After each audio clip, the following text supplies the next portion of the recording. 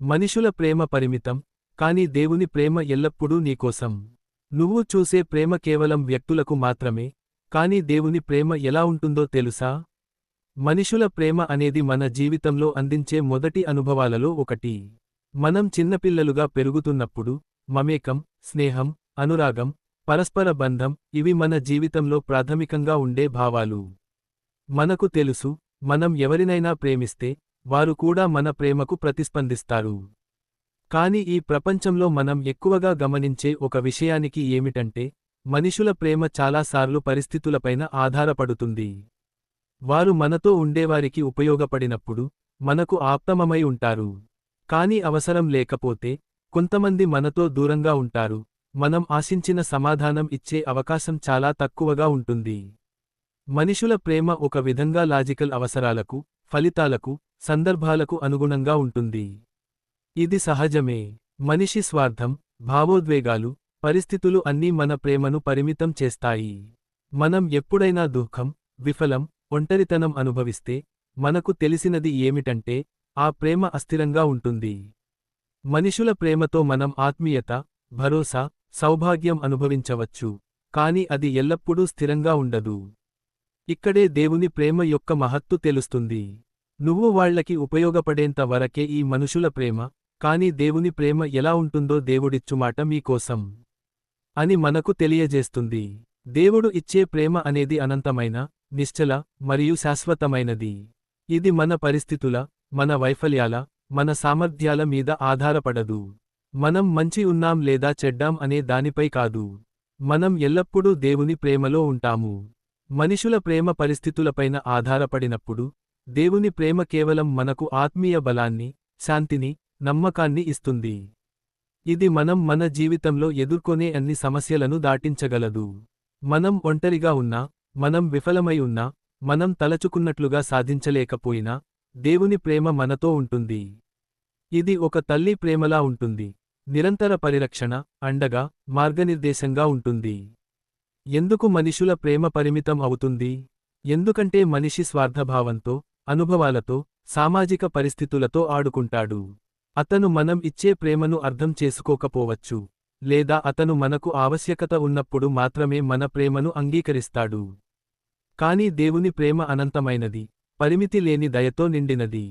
ఇది ఎప్పుడూ మనకు అందుబాటులో ఉంటుంది, మన పరిస్థితుల నుంచి స్వతంత్రంగా ఉంటుంది. మనుషుల ప్రేమ మనల్ని ప్రభావితం చేస్తే, అది కొన్నిసార్లు మనలో అసురక్షిత భావన, నిస్సహాయత, ఆత్మవిశ్వాస లోపం కలిగిస్తుంది. మనం మన జీవితంలో నిరాశ చెందుతాము, ఎందుకంటే మనం ఆశించిన మద్దతు, ప్రేమ, గుర్తింపు మనకు రాదు. కాని దేవుని ప్రేమ మనకు భరోసా, దృఢ నమ్మకం, సాంత్వన, శాంతి ఇస్తుంది. ఇది ఒక వెలుగు, ఒక ఆశ, ఒక మార్గం. ఇది మనం తప్పిపోయినప్పుడు మనకు దారి చూపుతుంది. దేవుని ప్రేమ కేవలం సానుభూతి మాత్రమే కాదు, అది క్రియాశీలమైనది, ట్రాన్స్ఫార్మేటివ్ మార్పు తీసుకురావడం కోసం పనిచేసేది. మనం ఈ ప్రేమను మనలో స్వీకరిస్తే, మన జీవితంలో మార్పు రాకుండా ఉండదు.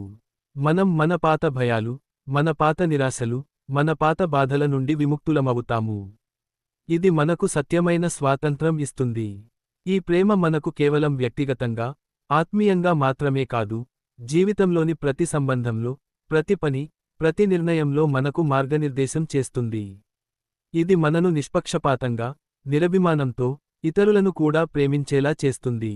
మనం దేవుని ప్రేమను అనుభవిస్తే, మనుషుల ప్రేమను కూడా కొత్త రీతిలో చూడగలము. వారిలో ఇంపర్ఫెక్షన్స్ ఉన్నా, మనం వారిని క్షమించి, అంగీకరించి, ప్రేమించడం నేర్చుకుంటాము. ఇక్కడ ముఖ్యమైన విషయానికి ఏమిటంటే, ఈ ప్రేమను మనం స్వీకరించాలి. మనం మనుషుల ప్రేమను అనుసరిస్తూ జీవించవచ్చు, కాని అది మనకు అస్థిరత, నిరాశ, మరియు ఒంటరిగా అనిపించవచ్చు. దేవుని ప్రేమను స్వీకరించడం అనేది మన ఆత్మ, మన మనసు, మరియు మన దైనందిన జీవితాన్ని సమర్పించడం.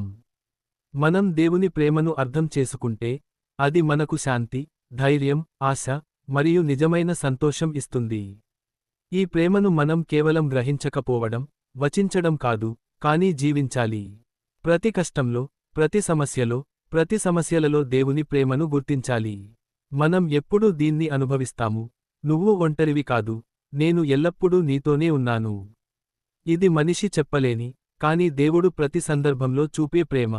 మనుషుల ప్రేమ పరిమితంగా ఉండవచ్చు, కాని దేవుని ప్రేమ అపరిమితమైనది, నిశ్చలమైనది, శాశ్వతమైనది. మనం ఈ ప్రేమను అర్థం చేసుకుంటే, మనం ఏ పరిస్థితులలోనైనా ధైర్యంగా, విశ్వాసంతో, ప్రేమతో ఉండగలము. ఇది మన జీవితంలో నిజమైన మార్పును తీసుకువస్తుంది. మనం అసలైన ఆత్మీయ శక్తిని పొందగలము. మరి ఈ ప్రేమను ఎలా అనుభవించాలి? ప్రతిరోజూ ప్రార్థన ద్వారా దేవుని ప్రేమను మనం మనలో స్వీకరిస్తాము. మనుషుల ప్రేమలో నిరాశ చెందితే, దేవుని ప్రేమలో ధైర్యాన్ని, ఆశను వెతుకుతాము. ఇతరులను ప్రేమించడం ద్వారా, మనుషుల ఇంపర్ఫెక్షన్స్ను అంగీకరించడం ద్వారా, మనం దేవుని ప్రేమను వ్యక్తం చేస్తాము. కష్టాల్లో, ఒంటరిలో, విఫలతల్లో, మనం దేవుని ప్రేమను గుర్తించడం ద్వారా మనం శాంతి, నమ్మకం, సంతోషం పొందుతాము. ఇది మన జీవితానికి ఒక గమనిక. మనుషుల ప్రేమ ఎప్పుడూ పూర్తిగా భరోసా ఇవ్వదు, కానీ దేవుని ప్రేమ ఎల్లప్పుడూ ఉంటుంది. మనం ఏ పరిస్థితిలోనైనా, ఎప్పుడు అయినా, దేవుడు మనకు ప్రేమను ఇచ్చాడు, మనం స్వీకరించాలనే నిర్ణయం మాత్రమే మనది. అందుకే ఈ పదాలు మనం సత్కరించుకోవలసిన సత్యాన్ని చెబుతున్నాయి. నువ్వు వాళ్లకి ఉపయోగపడేంత వరకే ఈ మనుషుల ప్రేమ, కానీ దేవుని ప్రేమ ఎలా ఉంటుందో దేవుడిచ్చుమాట మీకోసం. మనుషుల ప్రేమ పరిమితి ఉన్నా, దేవుని ప్రేమ పరిమితి లేని దయ, ఆశ, శాంతి, మార్పు, శక్తి, సంతృప్తిని ఇస్తుంది. మనం దీనిని జీవించడం మొదలుపెడితే, మనం అసలైన జీవితం, అసలైన సంతోషం, అసలైన శాంతిని అనుభవిస్తాము. ఈ ప్రేమ నీ జీవితాన్ని మార్చగలదా? సబ్స్క్రైబ్ చేసి మరిన్ని దేవుని మాటలు తెలుసుకో.